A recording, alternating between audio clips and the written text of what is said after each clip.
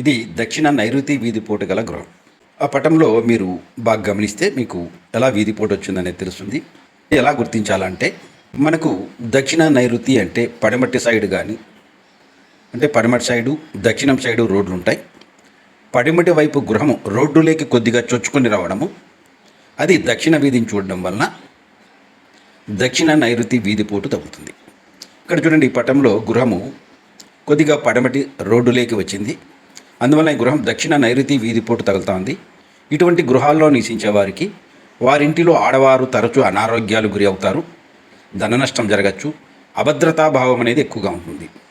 ఇంకా అక్కడ గుంతలు అటువంటి ఉంటే మరణాలు కూడా సంభవించవచ్చు. ఆపదల్లో అల్లాడిపోవడము, సమయానుకూలంగా సరైన పరిష్కారం దొరకక ఇబ్బంది పడడము, ఇలాంటివన్నీ ఎక్కువగా ఉంటాయి. అందుకే దక్షిణ నైరుతి వీధిపోటు మంచిది కాదు. అటువంటి స్థలాలు కానీ ఇల్లు కానీ తీసుకోవద్దు.